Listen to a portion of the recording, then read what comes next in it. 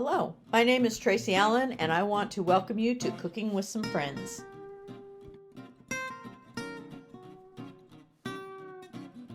Hello, everyone, and welcome back to another session of Cooking with Some Friends.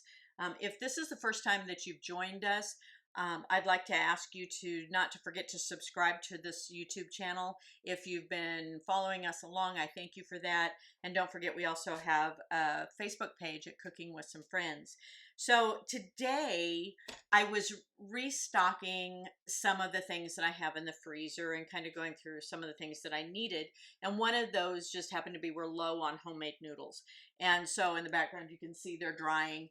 So I mixed up some noodles. Now with homemade noodles, you use the egg yolks only, which that means I had a dozen egg whites that I wanted to make sure that I didn't waste or throw away. So with the egg whites, for me, naturally comes making homemade angel food cake. Now, you can buy boxed angel food cake mixes and they're very simple, but to me, they kind of have a funny taste to them, a kind of a tang to them that I don't really care for. And homemade angel food cakes don't seem to have that, so I prefer it a lot more. So that's why I make angel food cakes from scratch instead of from a mix. So the ingredients that you're going to need cake flour. Make sure you don't use all-purpose flour. Use cake flour. It has a lighter grain. It will actually rise up better for you for this angel food cake. You need sugar. You need 3/4 cup in one place and another 3/4 cup in another place. You need 12 egg whites, which I have left over because of making my noodles. You need some cream of tartar. You need salt. You need vanilla. And then, like I said, that other 3/4 cup of sugar. As far as equipment goes, you're going to need some measuring cups and measuring spoons. You're going to need your mixer. And the stand mixer for me just works better. Now, I warn you, I'm not sure how the sound is going to do when I turn this mixer on because it can get kind of loud. You need 2 bowls, or you could use a bowl and some wax paper because you're going to sift the flour a couple of times, and so you need something to transfer back and forth with. So again, you could use wax paper instead of 2. You're going to need a sifter. If you don't have a sifter, which most people do, but if you don't and you have a colander, you can actually take that colander and hold it up and let the air incorporate with the grains of the flour as it drops through. So that will work. It's not quite as good as a sifter, but it'll work if you don't have a sifter on hand. You're going to need a tube pan to bake the cake in, and really that's all you need to make this cake. So the first thing we're going to do, we're going to sift our flour. I'm going to set these egg whites aside. We're going to sift our flour with the first 3/4 cup of sugar. So I need 1 cup of cake flour.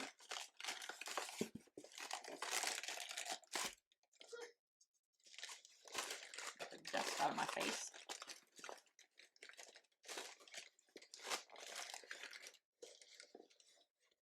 So 1 cup of cake flour.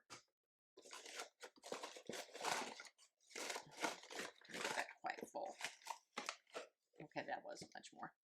I'm going to set that aside out of my way. And we need 3/4 cup of sugar with that. And I have a 1/4 cup in my in my sugar container. So I need 3 of those. Now I already have flour on myself.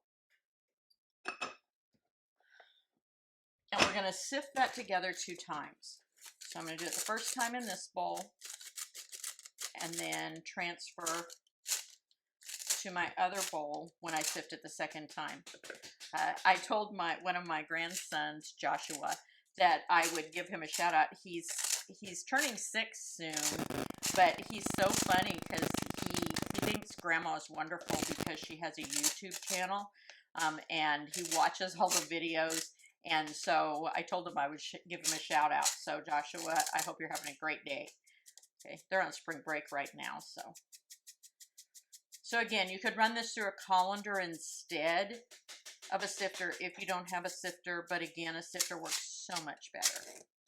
Okay, there it's sifted 1 time. Now I'm going to go to the other bowl and sift it again.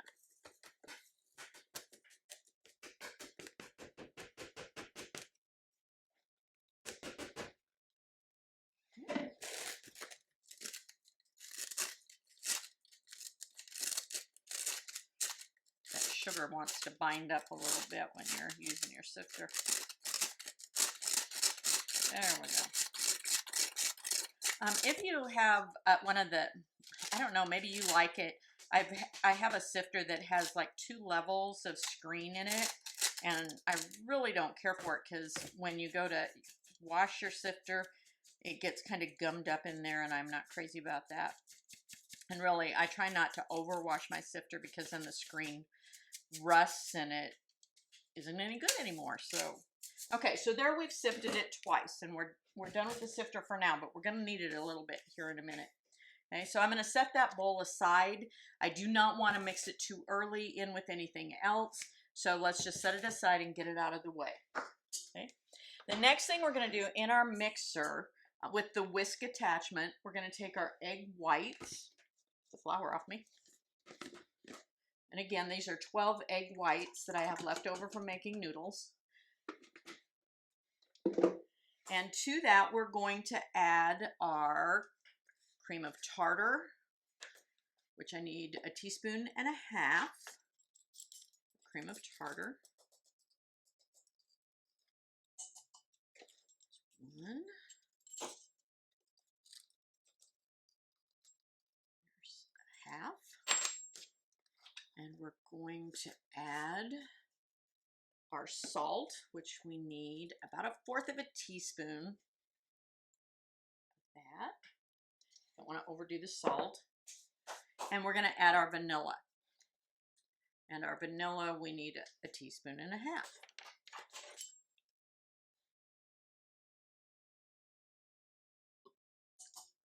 There's the 1.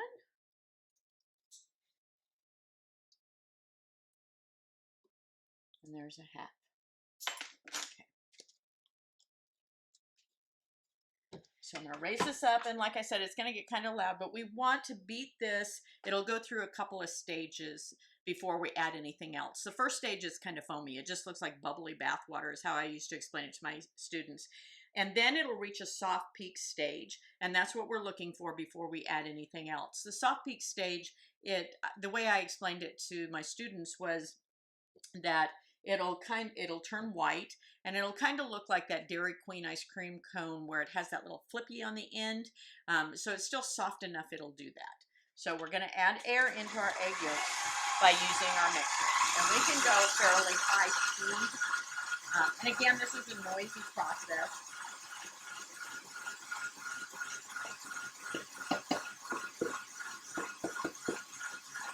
Well, that's going, I'm going to measure out our other 3/4 cup of sugar so I have it ready. 1, 2, 3. So it's going through the foamy stage now.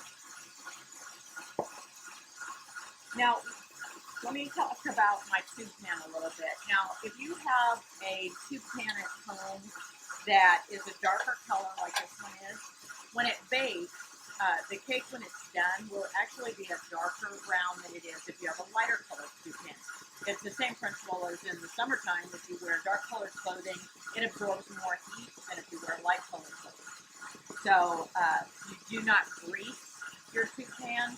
This cake has to be able to climb the sides of the pan, and if you sprayed it or greased it, it's not able to do that. Okay, we're getting close to our soft heat, and I'll show you that here in just a second. When we go to add our other 3/4 cup of sugar, we're going to do that just a little at a time. We don't want to dump it in at this point because we don't want to lose any of that air.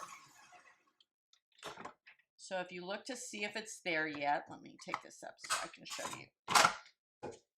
You're going to hold it up, and if it peaks over, like that Dairy Queen ice cream cone, you know it's at soft peak. Okay. So I'm going to put my mixer back together. And I'm going to continue to mix this while adding just a little bit of my last 3/4 cup of sugar, just a little at a time. And let that work its way in. So it's sweetening it, and the mixer is adding even more air. Now we're going to beat this then to the stiff heat stage.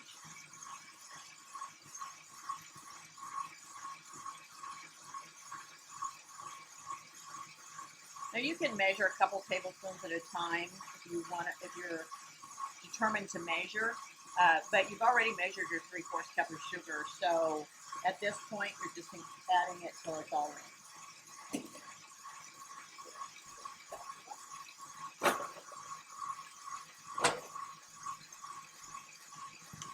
And again, we're looking for that stiff heat stage.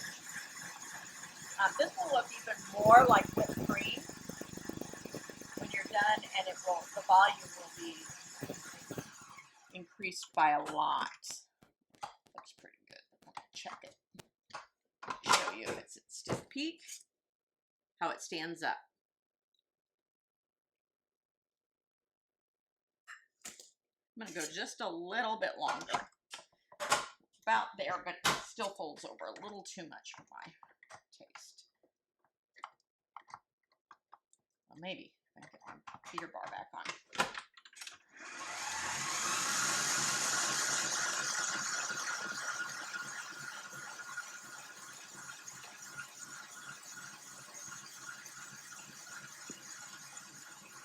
Okay.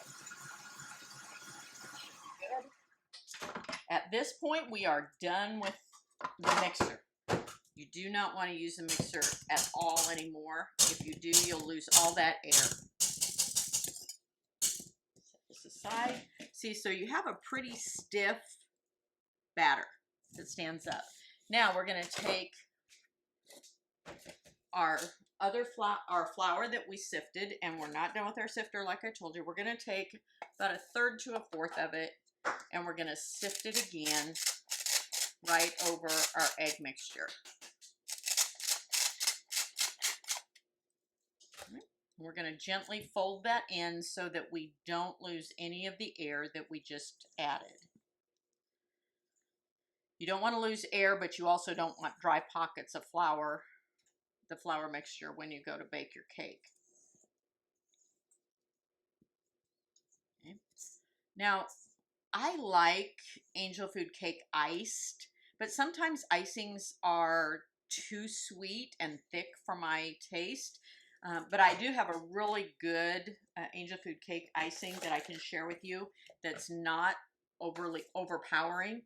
Or if you're not crazy about icing and that extra sweetness, because an angel food cake is fairly sweet anyway, you can always just serve it with whipped cream or ice cream and some fruit. Berries work really good. We're going to fold that in again, and we're just going to keep repeating this process until the entire flour mixture is worked into our batter. And again, we don't want any dry pockets of flour, but we don't want them overmix.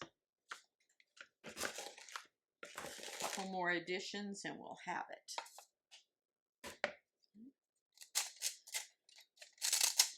I have a friend of mine that's coming in the next few weeks to cook with me, and she wanted to make cream puffs, which we're going to do, and homemade noodles.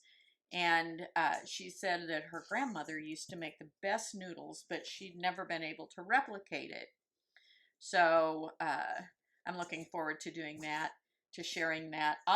It's kind of odd. I had never really had homemade noodles until I started dating my husband years and years ago, and his mother was an amazing cook, and she made the best homemade noodles. And so by watching her, and I kind of got the knack of making homemade noodles too.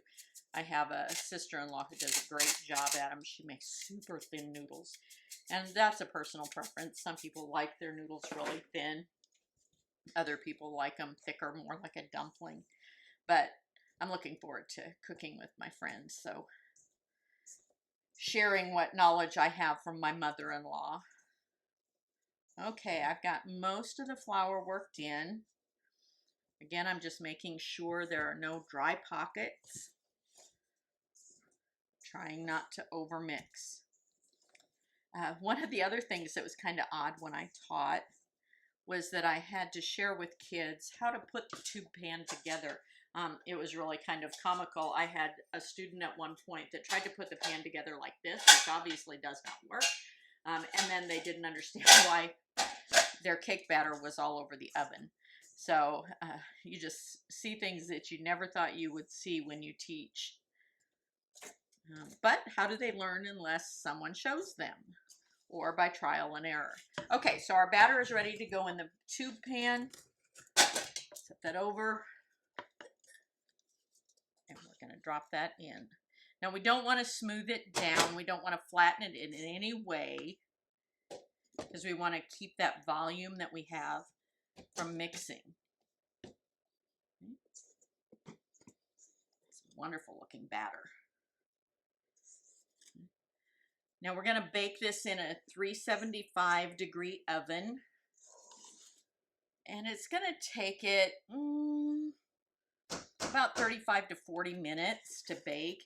Again, that partially depends on the shade of your tube pan. If it's darker, it may not take as long to brown. Just make sure it's completely done before you remove it from the oven. Okay. Don't want to smooth that down too much. My mixing spoon, measuring spoon, to get that off. Now, to get the rest of it to flatten out, it'll be a little more uniform. To get the air bubbles out, I'm just going to jiggle my pan a little bit.